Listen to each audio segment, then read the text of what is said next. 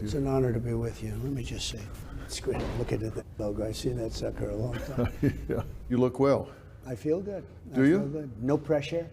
Yeah. It's nice to lead a life of no pressure whatsoever. Corruption surrounded by corrupt judges and corrupt politicians. Other than that, there's no pressure.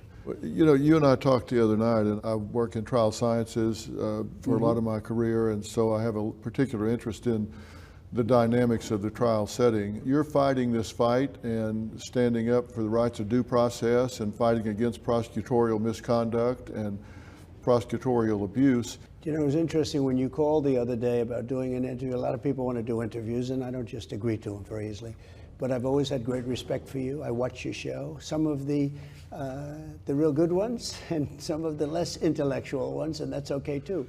But it's always been, you've always been very special. And I knew that you were, in some form, very much involved with trials. And I found it to be very interesting that you would take this up. It's a very important thing. Well, I wanted to, and I know that there was some news coming out of Georgia today, there was some news coming out of Florida today, that they're stepping back from this. And very good news. I called for the other day, and I don't know if you saw it, but on Merritt Street Media, where I now do my show, I called for President Biden to stop all of this now. And of course, a lot of people said, oh, he can't stop it, it's a state case. Well, okay, that's an explanation for stupid people, but for people that understand how this works behind the scenes and all, I say the same thing. They need to stop this. They need to stop pursuing you. Since you started your campaign in 2015 to run for office, there have been so many attempts to get you off the board even before you started your campaign. Then once you were in office, 2 impeachment opportunities. They changed the rules to try to make it high crimes and misdemeanors if there were business conflicts, and in this case, Never ends. It seems to be never ending, and that is a distraction to you. And I really wonder how that affects you. What do you say to yourself about that? Because it seems to never be ending. It's a never-ending thing. There's a term that I know you've heard many times. It's called Trump derangement syndrome, and nobody's ever seen anything like it. In one way, we drive them totally crazy because we're doing the right thing. You wonder, why would somebody want to have open borders where people are coming in from jails, prisons, where they're coming in from mental institutions, and as you know better than anyone else, they're coming in, they're releasing the people all over the world, not just South America, from mental institutions and jails and prisons, and they're terrorists coming in by the thousands. They're pouring into our country. And who would allow this? You know, it's common sense, not a conservative thing. If they would devote that same skill and talent to making America great again, it would really be a wonderful thing. But in the meantime, we're beating them. You know, you mentioned I got impeached twice, and I won twice very easily, very quickly. We had great support from the Republican Party. I have all these cases. All my life, I didn't have any problem. And all of a sudden, within a matter of months, I end up with 4 cases. Now, of course, it's from the White House and the Department of Justice. They totally control the state case. In fact, I'm not allowed to even be talking about certain aspects of it because I have a gag order. Think of it. I'm the Republican nominee. I was the president, and I'm leading the current Democrat by a lot. And I have a gag order from a local judge that was appointed by the Democrat Party. A local judge. He's a local person, and he is appointed. And he put a gag order on me. Nobody's ever seen anything like it. While you're campaigning. While I'm campaigning, like you just mentioned a question that I'm not allowed to talk about. Right. Can you imagine? I'm the Republican nominee, and I'm not allowed to talk because a local judge from New York, appointed by Democrats, said I can't talk about it. It's so unfair. And then he gives a jury charge. Nobody's ever heard of a charge like this. He gave instructions to the jury. And by the way, the jury happened to be in a location that was almost no Republicans. You understand that? Yeah, it's 87-13 in the last 2 elections, Republican. And I know you can't talk about it. I'm not under a gag order. I do know that the number 3 person in the Department of Justice took a pay cut and went down in stature to go to a state job and become one of the lead prosecutors in this case. But yet they say, hey, Dr. Phil, why are you saying that that President Biden needs to stop all of this? It's the state case. That's exactly why I'm saying it. Don't be naive, people. Understand that there's a power play going on It's here. controlled by the White House and the DOJ, 100%. You know, Gerard Baker wrote in Wall Street Journal today, and I'm paraphrasing, but he said, what do we say to those people that are rejoicing over reducing law to the status of a weapon in the hands of the dominant political power? Because that's what's happening right now. It's become a weapon. And that's not what it's intended for. That's not what we need to be doing. I mean, let's let the people decide these, right? That's right. That was a very good statement in the Wall Street Journal. I read that this morning. And it's so true. I mean, it's so accurate. They've weaponized to a level. They are trying to affect the election by demeaning, hurting in any form. And by the way, I think after the election, the hatred's great enough that they'll go, but with much less enthusiasm. This is about November 5th, which I think is going to be the most important day in the history of our country. If we don't turn this around, we're not going to have a country left anymore. Well, we're a country of laws, right? I mean, and that's what's made us so orderly. That's what's allowed us to progress forward. And there's something that are called Hornbook laws or black letter law that is just, these things have just been around so long. And these were violated in your case, one right after the other. For example, you don't let someone that has been charged in the same case as someone else, and they made a plea deal and said, okay, I'm guilty of doing this, because they were intimidated into doing it. The lawyer in your case, we don't even need to speak his name, he bartered around out from under 65 years, looking at 65 years of imprisonment down to 3 years and 2 years on this case and a tax case. So went from 65 years down to 5 years in exchange for giving them testimony against you. That's not supposed to come in, but it did. Pecker making a deal, a non-prosecution agreement. That's not supposed to come in, but it did. That got into the jury box. They got to hear all of that. And so they say, well, you know, if we're not down here for the reasons they're saying, then we need an alternative explanation, which they're not allowed to get, because your expert witness that was going to come in and say, as a former chairman of the Election Commission, was going to say this was looked at, there's no issues here. They didn't allow that person to talk, to testify. And I'm looking at this saying, how is the jury supposed to solve this problem if they don't have all the pieces to the puzzle? They wouldn't listen to him. They wouldn't talk to him. They didn't want to hear his testimony. They knew what he was going to say. He was going to say it was 100%. And very importantly, when they tell somebody, you're going to jail for 15 years, unless you say bad things about this guy named Trump, okay? Now, in all fairness, we know a lot of great people, but you don't know too many that would say, I'm not going to do what they want.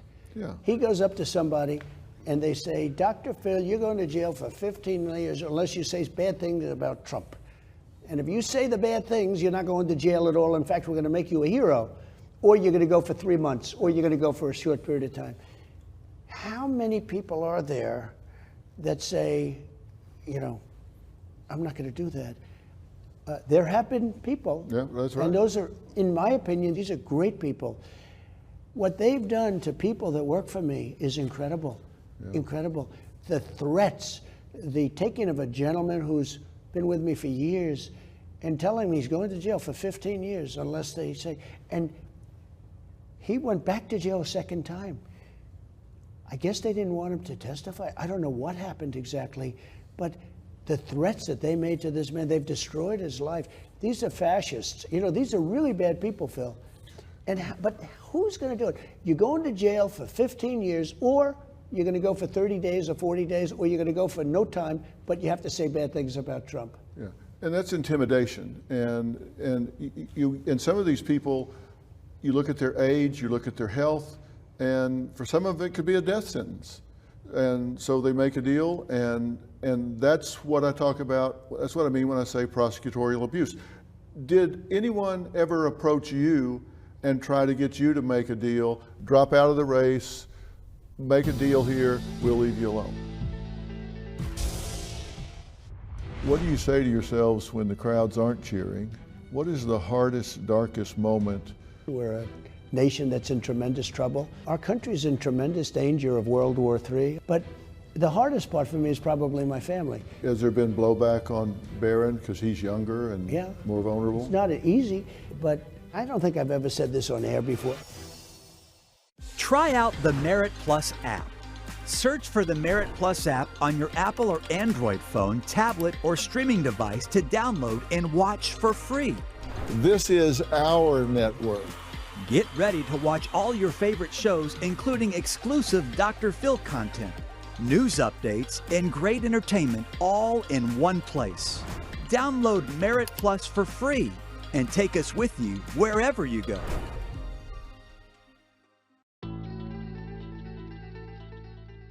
Did anyone ever approach you and try to get you to make a deal, drop out of the race, make a deal here, we'll leave you alone? No, they didn't, but I believe they would. If I would have offered that up, I think they know me well enough. I really do. But, if I didn't run, as an example, I would have never had any of these lawsuits. How about I get prosecuted on a person that I have no idea who she is? I have no idea who she is. I have to pay $91 million. And that judge was just as bad, just as corrupt, a corrupt judge. I have to pay $91 million to a woman. I have no idea who she is. She wrote a book and she made a statement in the book. And you know that case. That case is a disaster. And then but I have no idea who she is. And they said I did things. These people are corrupt and in some cases incompetent, but it's such an honor to have somebody like you see it and see it so clearly. And I knew that, I remember that years ago you were helping Oprah out, and she was sued and it was having a big impact on her. Mad cow. And I thought it was great. And Oprah used to really like me. She was here many times. Yeah. She loved my key lime pie. We have key lime pie, and she loved a lot of things about Mar-a-Lago. Yeah.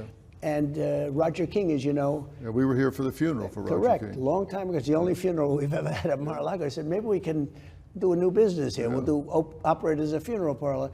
But it was one of the most beautiful funerals in the ballroom behind us. And he was a great guy. And Oprah's terrific. But once I announced I was running, and I said, we have to have strong borders, we have to have this, we have to have that, we've sort of lost contact, as the expression goes. But I remember when you were very much involved in helping Oprah. Well, that's what I'm saying. It's been time and time again. And that was another black letter law that you just don't do. The judge tells you, okay, you can testify, but I'm going to allow them to ask you about this person that you now owe $91 million. I'm going to allow them to ask you about this other case. I'm going to allow them to ask you about 10 contempt citations that I've given you. I'm going to allow them to ask about all that stuff. What does any of that have to do with the matters at hand? And the answer is zero. That gets into the jury box if you take the witness stand. Again, that is black letter law. You can't let in unrelated things that have more prejudicial impact than probative nature. That just doesn't happen, but it happened 1, 2, 3 things right in a row, Right. and that gets into the jury box. If you testify, they'll be able to ask you about all these different things. And by the way, if you say one thing if you say it was a beautiful day, as I remembered, and it was raining out, we're going to indict you for perjury. Yeah. And I'll tell you what, I have a lot of lawyers that are friends and this and that. I had probably 25 guys over the course of a couple of months say, whatever you do, don't testify, because you'll say something that's a little bit off and you will be indicted for lying, for perjury.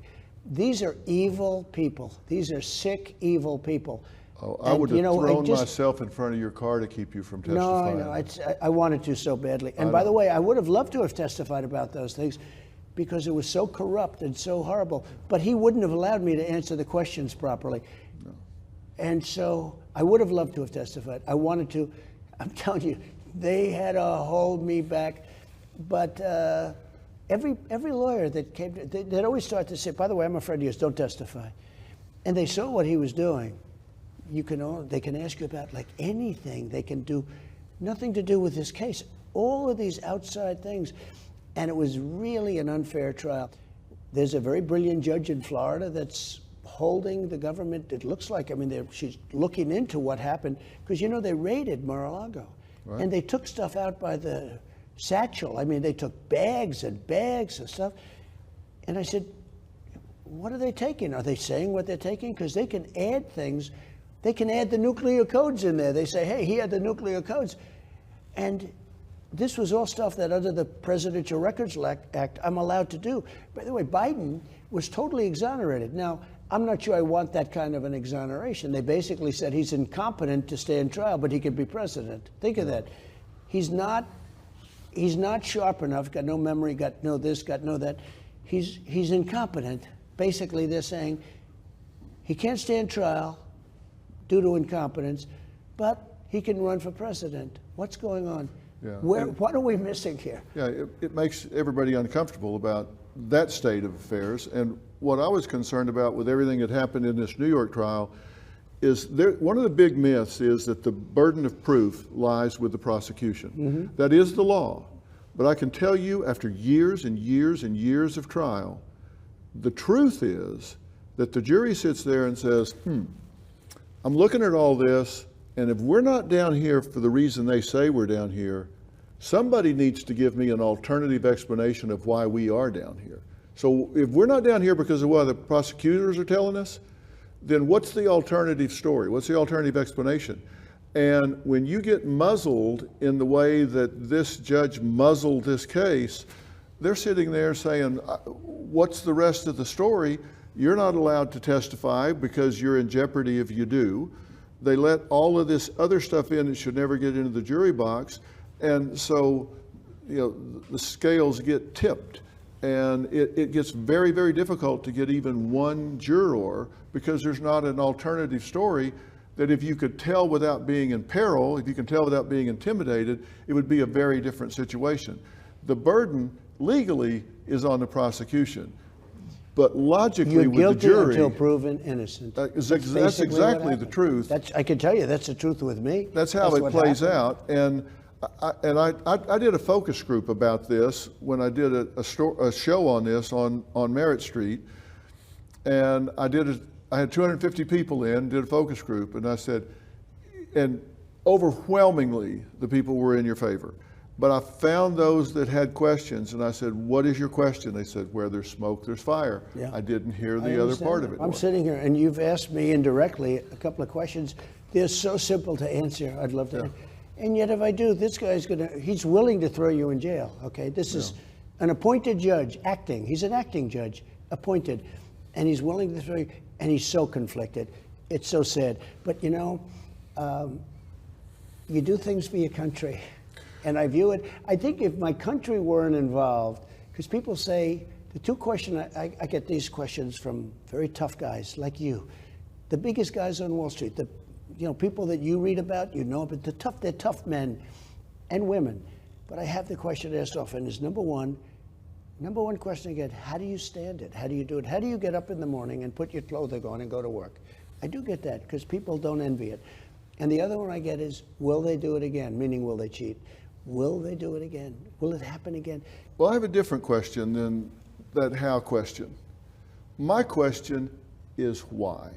I understand how. I know you got a thick skin. You're not one of those people that's afflicted with the need to be loved by strangers. I get that. I think that's true. My question is not how do you do it. My question is why do you do it? Why do you, because let's face it, I mean, you're a billionaire, you got a great family, you're a very dedicated father. People may not see this in you a lot because you keep that kind of private. But my question to you is why do you subject yourself to this? So there's a movement in this country. It's called MAGA. And Biden's always fighting it. We will stop MAGA.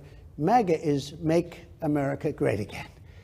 And we were doing, I had an administration that was a tremendous success. Even enemies, we had the greatest economy in history. We had the best job numbers in history. That's why I'm doing so well with the black and Hispanic vote. They had the best job numbers they've ever had. We were doing things that were incredible. And I was going through Russia hoax. I was going through the impeachment stuff, all of that. And, in one way, I jokingly said, somebody said, can you imagine what he could have done? Because I had one of the most successful presidencies. And yet I was constantly fighting off the radical left lunatics. They are deranged. They are. It's like a derangement syndrome. But I actually said, maybe in some ways I did better because I showed something But maybe if I had too much time on my hands, it would have gone too far, and the administration wouldn't have been as successful as it was. When you look at our job numbers, I rebuilt the military, largest tax cuts ever. Largest tax cuts, bigger than the Reagan tax cuts. But higher largest revenue. regulation cuts ever. I'm staying with my why question because look at this. Everybody calls it inflation, but affordability. When we talk about gasoline, under your administration, average $2.57 a gallon. Under Biden, $3.61, 40% more. Under your administration, homes, average $320,000. Under the Biden administration, 31% more, $420,000. Under your administration, interest rates, 3.8 average. Under the Biden administration, 39% more at 5.3%. Okay, now let's look at the border. Under you, average 1.7 million border crossings. Their official number is 6.4. That's from Homeland Security. It's actually about 13 million because I know I've been to the border. I've talked to the border guards down there, Brandon Judd. I've talked to Jason Jones. I've talked to the people that actually know the numbers. They say it's between 10 and 13 million. So my point is when you look at the actual numbers, plus the things you just talked about, lower taxes, higher tax revenue, you look at that and you would say, my God, he should be running unopposed. I mean, why? And these numbers, I appreciate it, and these numbers are really, I don't know who made them up. Very conservative. As an example, I had gasoline down to $1.87, not $2.57. Right. It's now almost at $4. It's going to be at $5 very shortly. Right. It's going way up. I took very conservative numbers so people couldn't argue. Well, interest rates, I was at 2.6%. They have 3.8. And now they're at 9%, 10%, you can't get money. So, you know, we did a great job. We did a great job. Okay, so here's the question. Most people look at this from the standpoint of, they ask themselves the question, is my life better under this administration or is it better under this administration? My quality of life, my ability to pay for my children's lunches, tennis shoes, getting them to the dentist, getting all of the different things that go to quality of life. And when we look at that, it's not even a close call. That's right. So why are people so energized against President Donald J. Trump? Well, I think it's, to a certain extent, it's habit, not necessarily against me. I think Democrats vote out of habit. I'll give you an example. I was the best president for Israel ever. Golan Heights, all of the things I did for Israel, and yet I get less than 50% of the votes. It's shocking to me.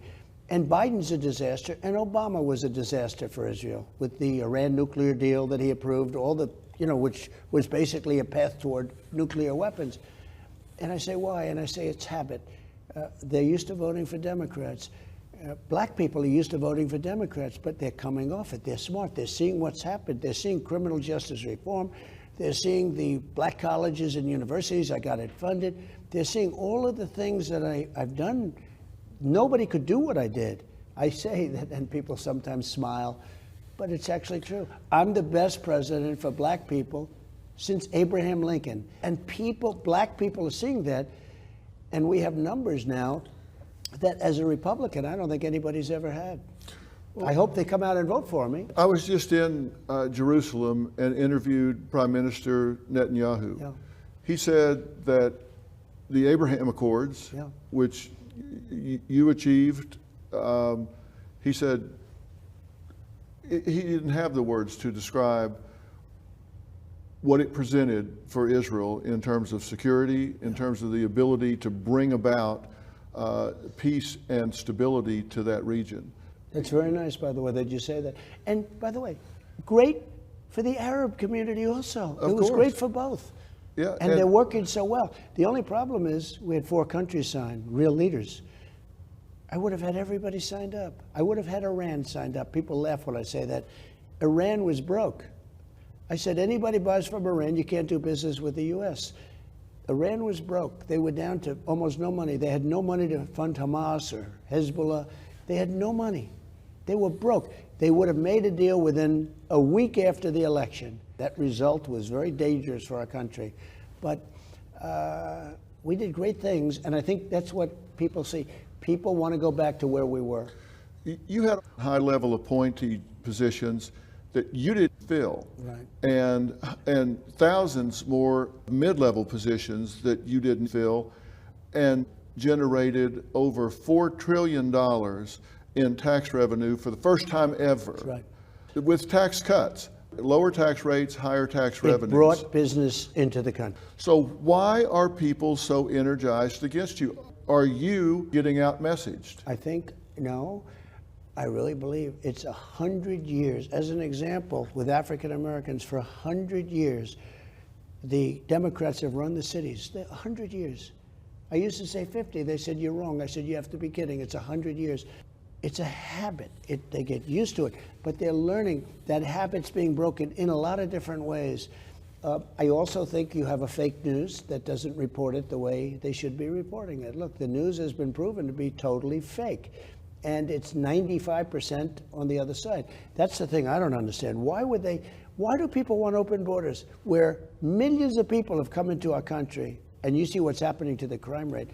You know, a stat came out the other day that's scary. In Venezuela, Caracas, different cities, they've moved many of these criminals out into the United States and now happily in a location near you, right near your house. Yeah. Venezuela, the Congo, they're emptying the prisons.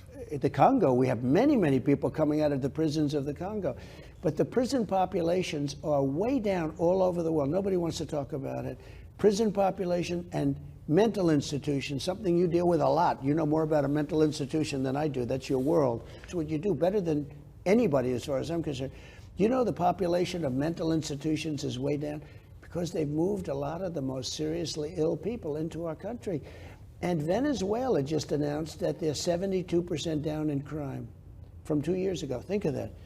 Because they moved their, I mean, you don't have to be a genius to realize they moved their prisoners out, but they moved their gangs. All the gang members are now in the United States, happily living in the United States.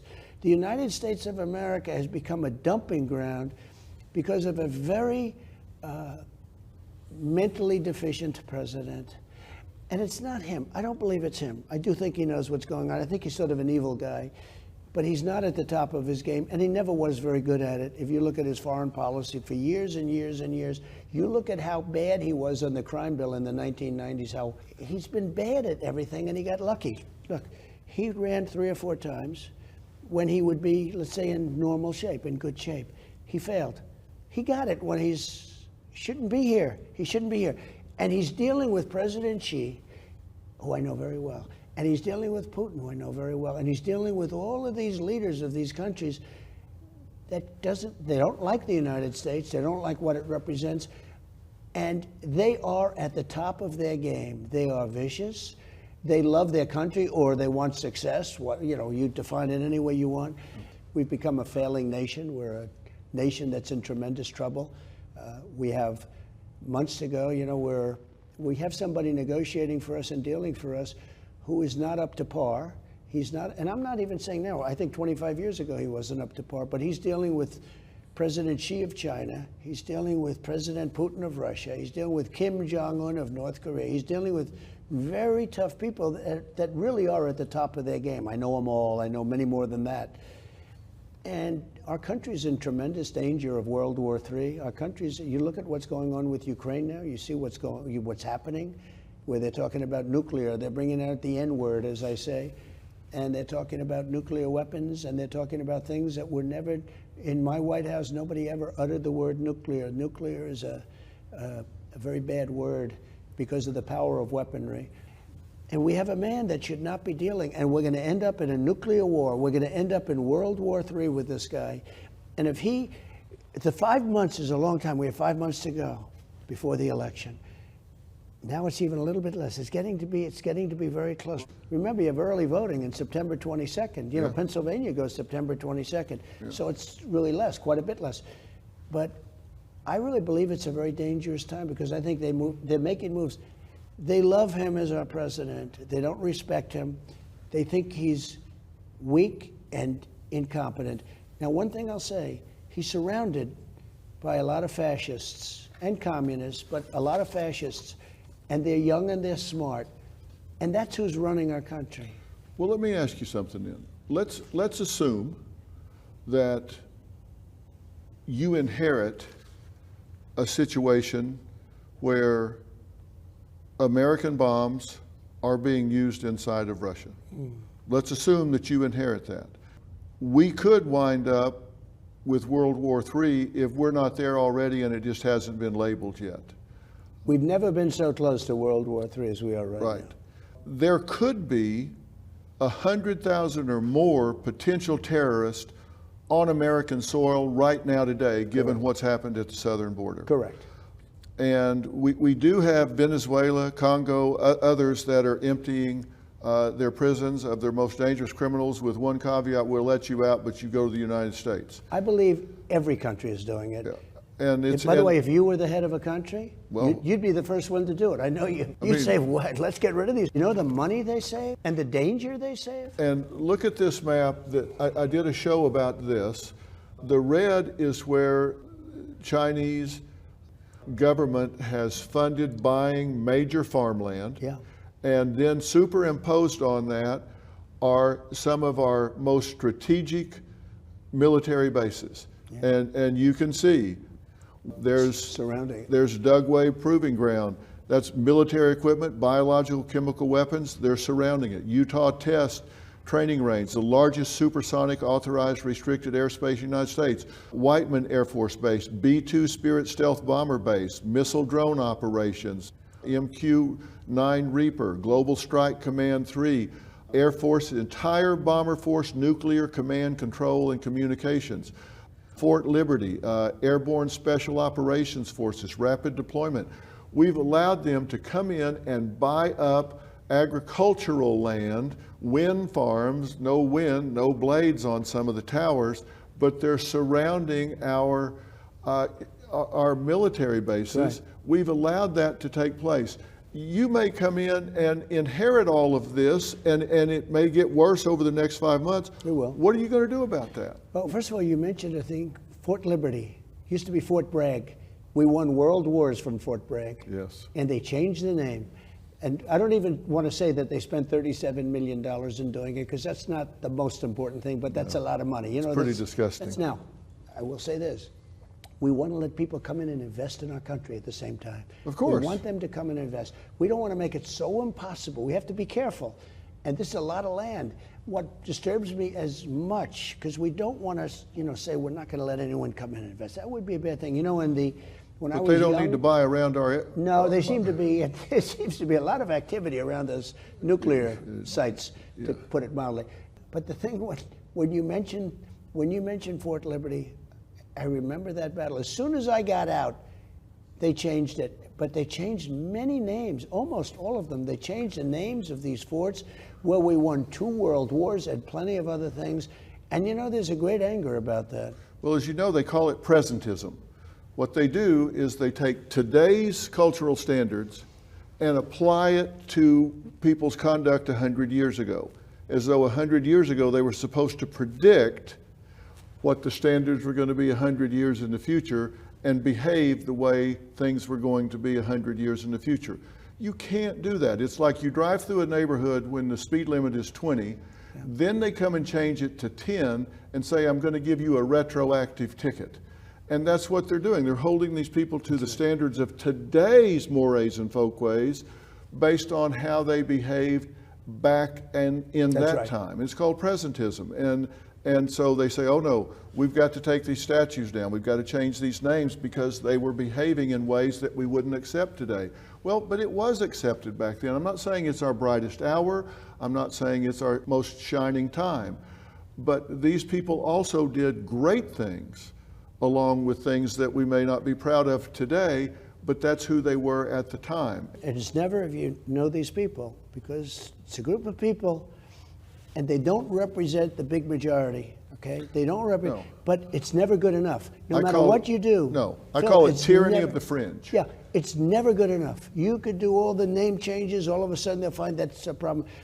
So, in If different you parts of a inherit this, country, if you inherit bombs in Russia and you have to deal with Putin, if you inherit terrorists on our soil that could attack our energy grid, how do you deal with that? I will deal with it, and I'll get the war in Ukraine settled and done. by the time I get to office, as president-elect, I will get it done. As president-elect, you have great power. I was able to do great deals from the time I got elected in 2016. I was able to do great deals from the time I got elected to the time I got to office in that little, because you have great power there. You need the power of the presidency to do it. I'm going to get the war in Ukraine, if it's not done by that time. Now, it looks like it's getting worse. They're taking weapons now where they can shoot deep into Russia. Where is this going? Here's the problem. With Ukraine, which is right next to, we have an ocean in between, they're in for a tiny fraction of what we're in for. And I know them very well because I did it with NATO. I said, you people are delinquent. We're paying almost the entire cost of NATO. So they, excuse the word, they screw us on trade, and then on top of that, we're supposed to defend them. And I said, it doesn't work that way. But I didn't want to do that on my first. I let them know my first. When I came back, I didn't want to do it. I was in office for like 2 weeks. Then I'm saying, but I said, you're not paying your way. And I went back the second time, and I said, you have to pay. Hundreds of billions of dollars was paid. They asked me one question, will you defend us against Russia if we haven't paid? I said, absolutely not. As soon as I said that, and I took a lot of heat from the fake news. The fake news went crazy when I said that, because I said I won't defend them. Now you have the same thing. They paid hundreds of billions of dollars quickly, and that's where it got all the money to do what they're doing now. But remember this, so we're probably in for $250 billion. They just got $62 billion, and now I heard today that they need more money. It's going to never end. Now, you have some people that say it's not a war that should have ever been started. It would have never started if I was president. Putin would have never done it. First of all, energy went up so much that he makes money on it. When you get up to $100 a barrel, I had it at $40 a barrel, Phil. It's so different. Yeah. But it would have never happened. But now it has happened. Sometimes I hate to say almost that it would never have happened. And Israel would have never happened. The attack on October 7th would have never happened because Iran was broke. And Iran wasn't funding Hamas, and they weren't funding any of the terrorists, Hezbollah, all of them. There's like 28 of them. They had no money. They were broke. I said to China, if you buy oil from Iran, you can't do business in the United States. They didn't want to take any chance on that. Everybody stopped. And we had no terrorist attacks. And I never wanted to talk about it when I was president because I didn't want to jinx it. I wanted to get up and say, we have had no terrorist. Think of it. During my 4 years, we had no terrorist attacks. This nation is in such danger right now with the people that you're just talking about coming in. And it was interesting because I saw 29,000 Chinese people, and they showed it on camera. They look very strong. They all have their propane stoves. They all have cell phones. They look like military people. A lot of military-age men have Yeah, come they're in. mostly men, and they're mostly of a perfect age for military. And it's almost like, what are they doing? Building a military organization within our country with our help? We have people running our country who are grossly incompetent, headed up by a president who should never be there. How do you unravel that? Well, you have to do it with people, and we'll do it. I have the same thoughts as you do. A lot of common sense to this stuff. It's not, we talked about it before, conservative, liberal, I don't care. It's common sense. We need borders, we need low taxes, we need good education, we need a strong military. I rebuilt the entire military. The entire military was rebuilt. I built a wall that was so great, and I got Mexico to give us 28,000 soldiers while I was building the wall to keep people out. We didn't have what you have today. We had the lowest day the week that I left office, and it was a sad day for this country. The week that I left office, that's when we had our lowest illegal flow of immigrants coming into our country. And all Biden had to do is leave it in place. I had a thing called Remain in Mexico. They had a Remain in Mexico. How good is that? They had catch and release in Mexico. It was so stupidly run.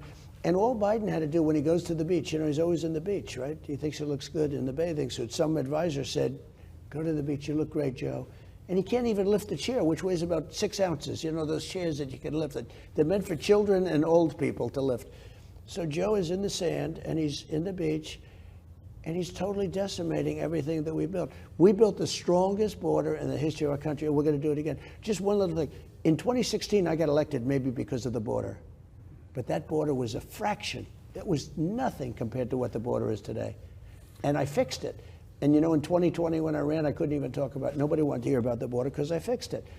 I'll fix it again. But the border today is many, many times worse than it was in 2016. Well, I've been to the border, and they just straight up say we're using tax dollars to send some of these children that are coming across the border into known prostitution rings, into sweatshops, because we don't have the ability to check. They're just sending them off. You know, we have 88,000 missing children. Now, can you imagine if that were Trump that had 88,000 missing children? Yeah. 88,000, that's a Holocaust. That's as bad as I mean, think of it. These are young, very young children, and also women. They take women, and they trade women. And I had it brought down to the lowest level because I had a border that was actually strong. And you're going to take it back to that? Oh, we're going to bring it back, and I think then some.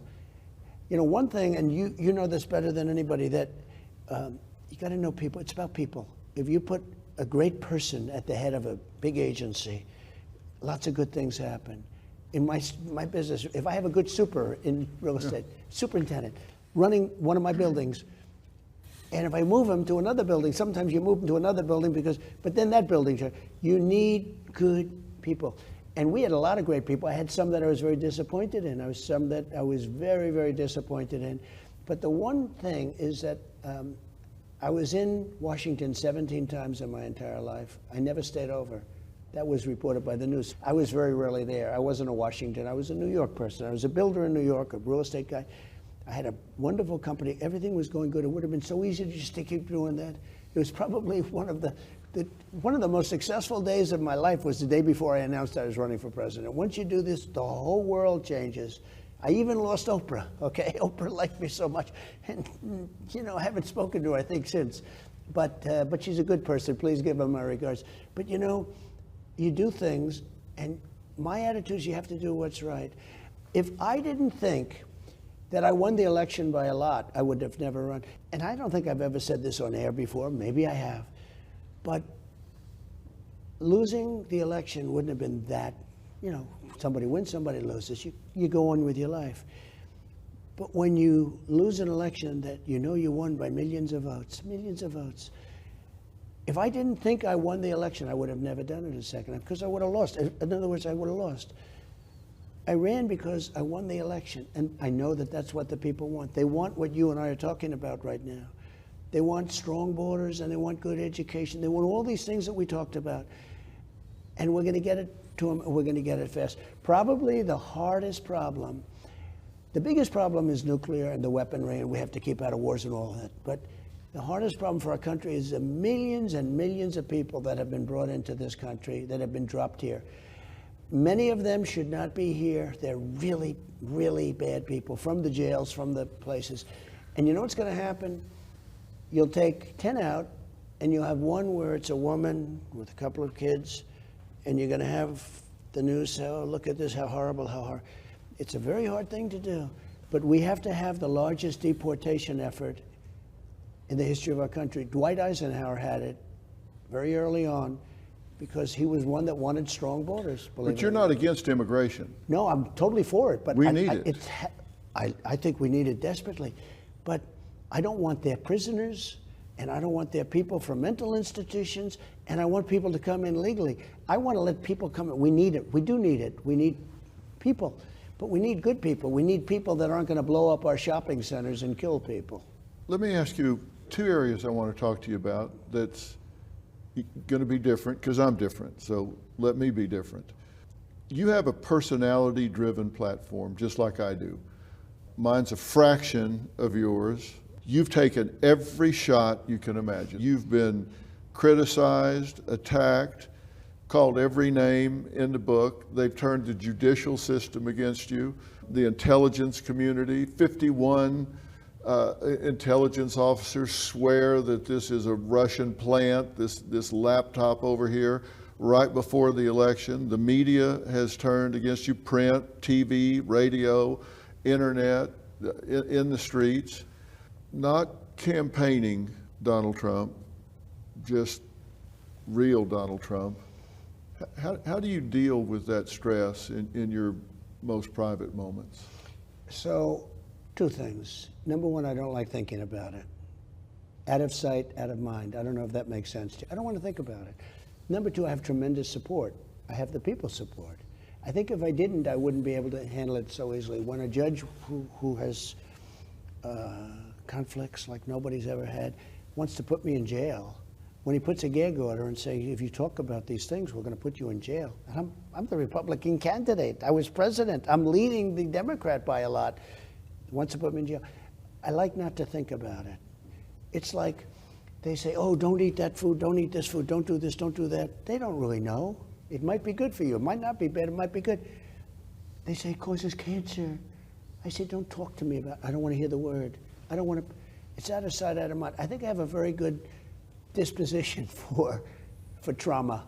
But I have great support, Phil. The one thing is, because you mentioned lots of groups, and you're right about that, but I also have great support within the media. You know, there's a group of people in the media. You might be one of them. You're a very important force. The fact is, I've watched you so long. I just felt so confident when you called. I said, you know, otherwise, what do I have to subject myself to it for? It doesn't make sense. But I find it to be a very different and very interesting it's a psychological interview that you're doing too. You're sort of being my psychiatrist, and maybe I could use a psychiatrist every once in a while. No, it's pretty cool. But I try not to think about. I try not to go into that. And very importantly, I have tremendous support. I have support from the people. You look at the polls, and they agree with me. There's sort of a silent majority. You know, it's a term that's been used over the years, but it's a true term. I have the support of many more people than they have, if we call they the bad guys. And I think if I didn't, or if I felt I didn't, I would not be quite the same person. You know, we all have a personal truth. You know, it's that what we believe about ourselves when we don't have our mask on, when we don't, you know, I put on a nice suit.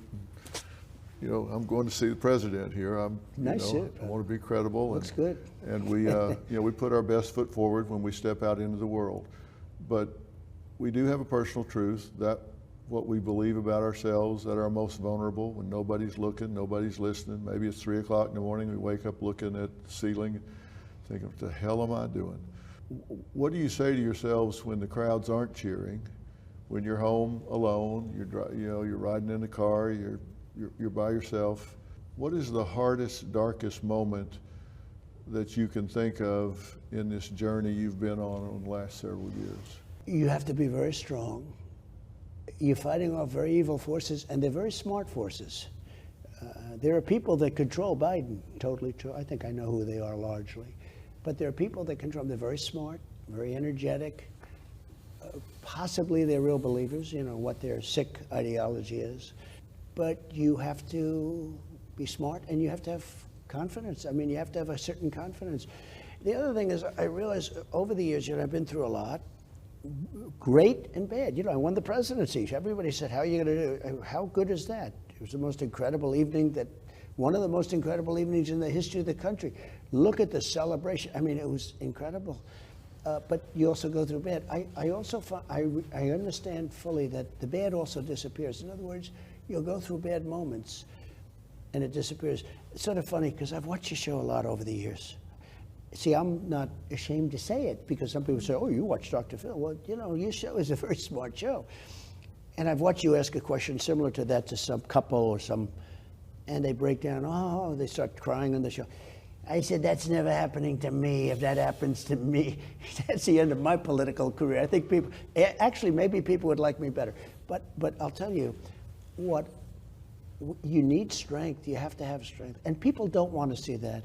I've watched so many people, you break down people, they don't even know they're being broken down. But it's different. Well, that's the last thing I want to do with you, but I do want people to know you. I want people to know every aspect of you, and I know it about myself. I know that not every time is a great day, not every time is a hard day. I thought you led a charmed life. You never had a problem in your life, right? Yeah.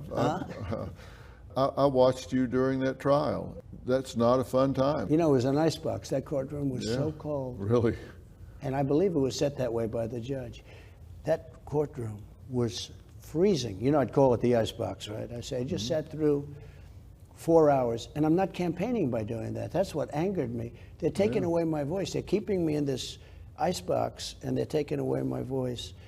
But, you know, one thing that's, you bring it up, and you haven't asked me the question yet, and I'm sure you will, although I know we've been doing this for quite a while, and it's an honor to do it. But the hardest part for me is probably my family, because it's very unfair to my family. I have a very good wife. She reads this crap. I have great kids. You know what amazed me? I gave up my salary. I didn't take salary. And it's $450,000, approximately $450,000 a year. So, you know, it's still money. It's a couple of $1 million. I never had a good story saying I did. I'm not looking for a story. What surprised me is there was a couple of stories. Who else did it? Nobody. Everybody took. I figured maybe Kennedy, it's a pretty rich family. I figured the only one that may have done it was George Washington. You know, George Washington was a very wealthy landowner. Mm-hmm. And they said the only one that may have done it is George Washington. I figured Roosevelt, maybe FDR. You know, there were some pretty rich presidents. Every president took their salary. Bush's took their salary. I didn't take my salary. I gave it up. And every month, I'd get a call from the fake news. Because, you know, you can't really give it up. You have to give it to an organization within government. You're not allowed to actually give it. So what happens, you get the check, and then you give it to Health and Human Services, or you give it to the Navy, or you give it to the Army, or something. And every month they say, did you give it? Did he give it? And when you show them that you gave it, there was no story. And it was just interesting to see. The whole system is rigged. I mean, it's just a nasty system. But the saddest is, I'll give you one quick example. I have a son, Don. He's a good kid. And he wants to help people. And they said he was involved with Russia. He knows less about Russia than that young person sitting right over there, who I'm sure knows nothing about Russia. And it was Adam Schiff, a bad guy. And he comes out of a so-called intelligence meeting, and he goes to a microphone, and there's a lot of press gathered, because this was during the Russia hoax, total hoax. It had nothing to do. 5 million phone calls, I had not one phone call to Russia. It was a hoax, and it came out that way, and it's nice, but it took 2.5 years. And by the way, it was very dangerous, because at least Putin understood it was a hoax. You know, he used to say, he thought we were crazy, to be honest with you. He thought we were crazy. But Don, so they'd say, Adam Schiff comes out and says, Donald Trump Jr. will go to jail because of what he's done with Russia. And it was Adam Schiff and Hillary Clinton and some others in the DNC that they made up a story. Think of how bad you have to be. You make up a phony story about Russia, the Russia hoax. You have the dossier, you have the whole thing. It's all fake. They paid $12 million or something for the dossier. $12 million. They gave this guy Steele a fortune to do a fake story. It's called the fake dossier, right? Mm-hmm. They go to my son. They know it's fake. It's not like they think it's real. They know it's a fake because they made it up. And they say, Donald Trump Jr. will go to jail. So I call up my son. I said, are you okay? Is there something I don't know? How bad do you have to be when you can say about a story that you made up that you know is fake, that my son is going to go to jail because of the story? How do you deal with that as a father? Because I've had it happen to me. You've met Jordan. Yes. And my other son, Jay. I've had stories about them, and it infuriates me. I called him up. I knew it wasn't true, but I said, hey, this guy, these are not stupid people. I call him Watermelon Head. He's got the thinnest neck I've ever seen, how it holds up that head. He's got a neck that's about a size 6. Very unattractive guy, both inside and outside. And people say, oh, that's such a terrible thing to say. That's okay. Very unattractive guy. Here's the thing. These are bad people. And it's not easy to deal with. You know, when you have your kids involved or your family, your wife, and you read stuff, most of it is untrue. It's just totally untrue. But think of that. They make up a story, and then they say your son's going to jail for something that they know is false. These are bad people. Is that harder to take than when they're talking about you? Yeah, for me it is. For me, I've become, I don't know, I've become different. Maybe it would have been tougher. I think the fact that I have such unbelievable support helps me a lot. It doesn't bother me. Has it bothered you? Has there been blowback on Barron because he's younger and more vulnerable? It's not easy. And he's a great kid. He's a good student. He's got accepted to different colleges. He's got some of those colleges, all of a sudden they're rioting all over the place. You're saying but he's a good boy. He's a tall boy. He's very Yes. tall. He's very tall. And he's a great kid. He's a good-looking kid. And, you know, he's going to be going to college. But he doesn't say it. And I think he doesn't say it because he doesn't want to hurt me. And he thinks it's possibly a hurtful conversation. But it has to affect my family. And I think that's really unfair. Because I have a very good family. I have good kids. I have a wonderful wife. I mean, it's not easy for her to read this kind of stuff. That's fake. That's fake stuff. But that's the way it is. It certainly is not a good thing. And it affects me more than it would if it were just about me. I wish it could be just about me. How's she holding up through all of this? I think good, but I don't think it's an easy thing for her. And I think if it wasn't good, she wouldn't want to tell me about it, to be honest with you, because, you know, she sees that I'm fighting like hell. I'm trying to become president and make America great again. That's what we're going to do. We're going to make America great again. They put tremendous obstacles in our way, including the 20 million people that are going to be in here by the time this guy gets out. It's an election we have to win. We're not going to have a country left if we don't win this election. Have you ever thought that the toll that it takes on your family is too much? There are headlines out there that say, when you win your second term, you are going to make the people that have come after you pay. Every situation needs a hero. What a great opportunity to step up and say, you know what, it stops here, it stops with me. I think you'll be impressed. We have to unite the country. We have to save the country. You're watching Merit Street. Stay tuned for a live town hall discussion immediately following Dr. Phil's interview with President Trump.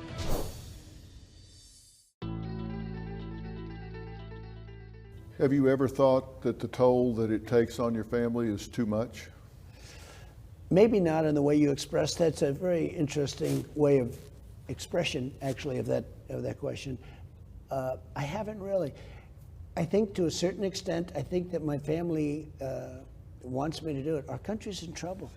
We could be in a world war very soon. We're going to end the problem. Think of it. We're going to end Ukraine fast. I'm going to end it fast. I know both. I know Zelensky. I know Putin very well. I'm going to get it ended. That is a horror show that's going on over there. But think of it. Why are we hundreds of billions of dollars more money? Why is this happening? Why is Europe spending a fraction of the money that we're spending? There are so many different things about that are just wrong. But my family's good. My family loves this country, and I think they feel that I do a good job. Look, we had the most successful country we've ever had during my time. We had the greatest economy in history of any country. Do they want you to run, or do they tolerate you running? An interesting question. Well, they tolerate it, but They at least tolerate it. Yeah, they tolerate it. I think they love the country. I think they think that I do a good job. I think they feel that a lot of people say that this is nobody. I get it so often, and you know, I'm not sure it's right.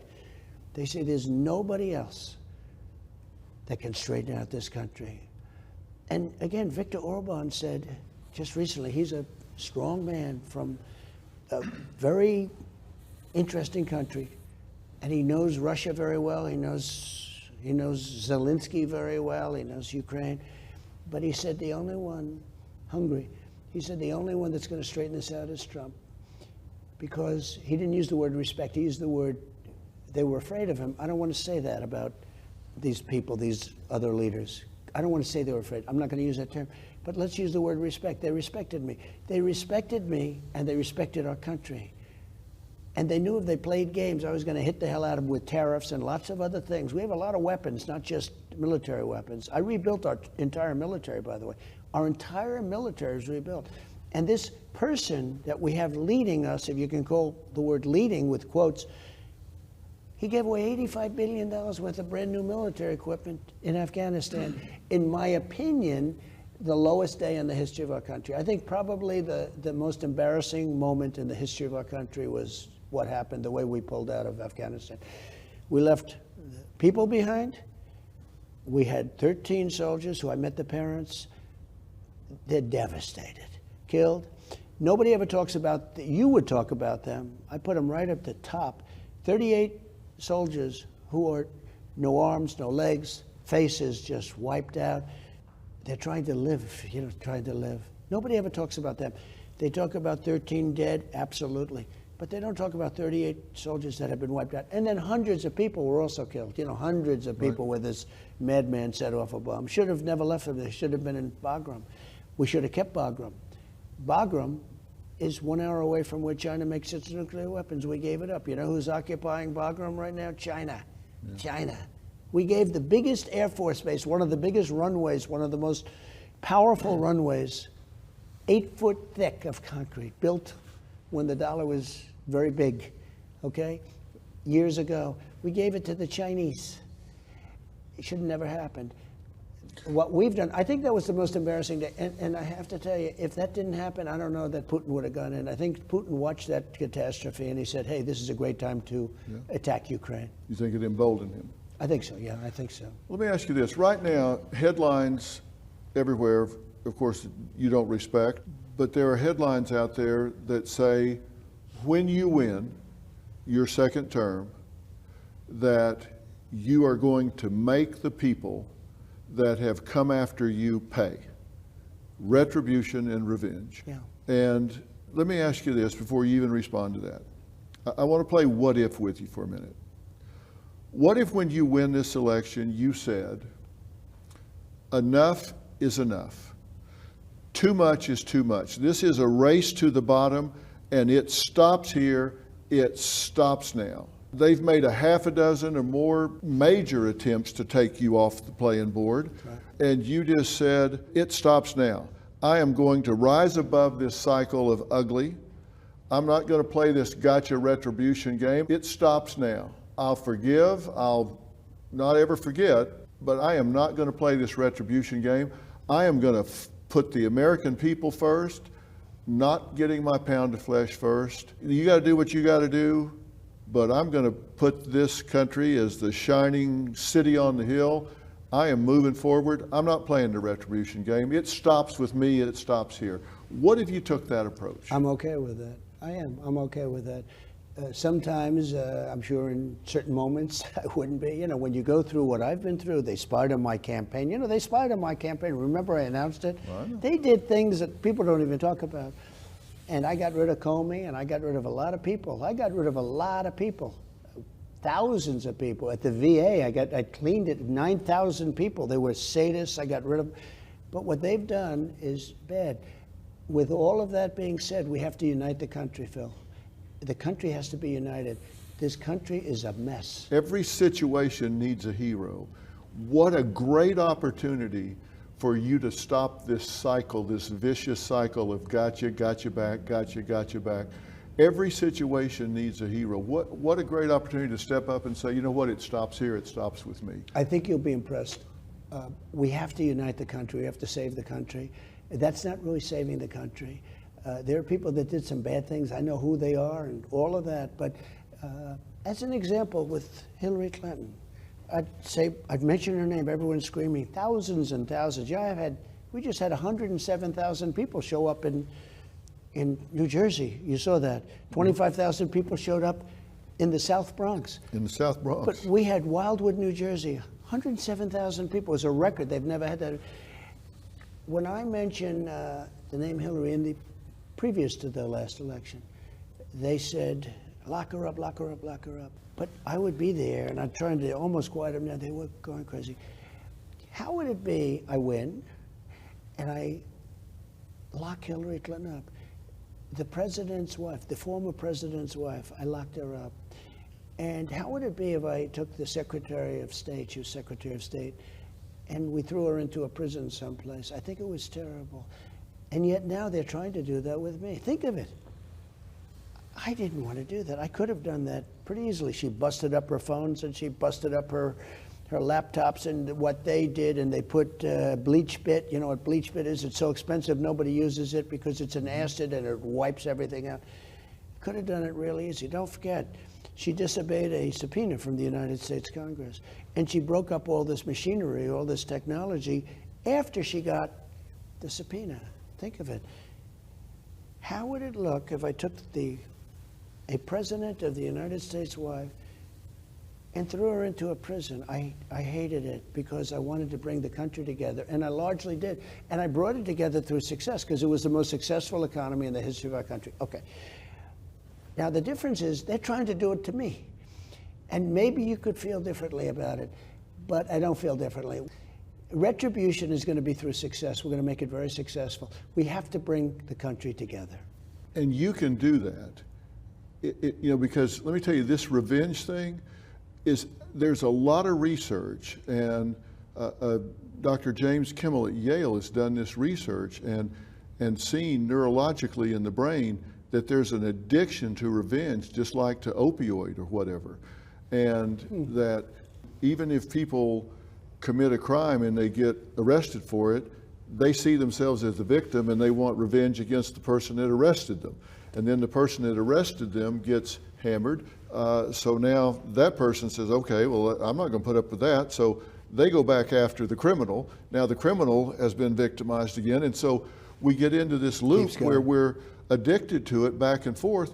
It's got to stop. And we're better than this. We must be better than this. And you're big enough to do it. Every situation needs a hero. You can stop this. You can say, well, no, I think it ends here. It ends with me. I think you'll be proud of the job we do. And, the word revenge is a very strong word, but maybe we have revenge through success.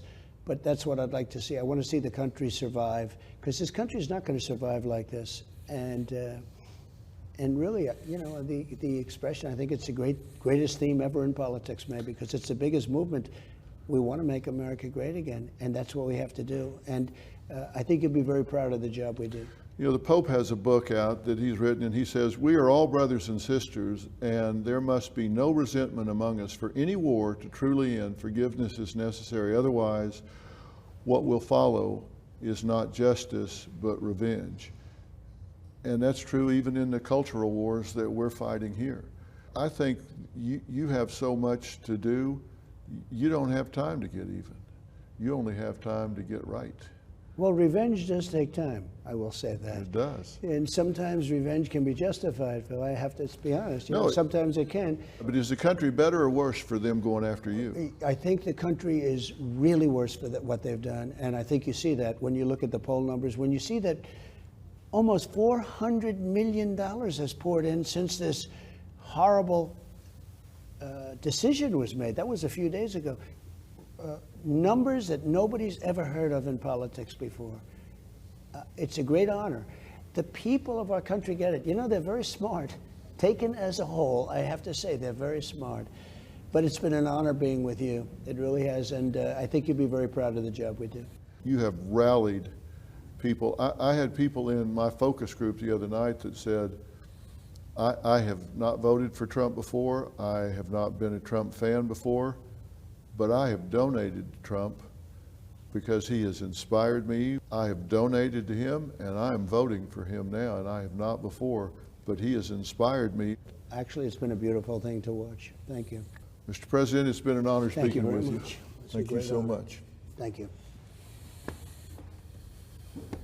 That may have been the longest interview I've ever done. And you think Biden could do that interview? I don't think so. After about 2 questions, I think that would be the end of it. Anyway, this was, it's crazy. It's crazy. He wouldn't do it. We covered a lot of territory, right? Do you think he's going to run? I have said no for a year. He said something yesterday that's very interesting. He should not be president, and it doesn't matter who runs against him. When he said that, I said, ooh. You know that, right? Did you hear that statement? I did. He said it doesn't matter who runs against him. With all that being said, people say yes, he's going to just run. I guess so. Are you going to tell me who your vice presidential choice is? I can't yet, but we have some very good people. I'm going to do it in the convention. Come up during the convention, we'll do an interview. I will. Okay? This was an honor to be. Thank you, man. All right.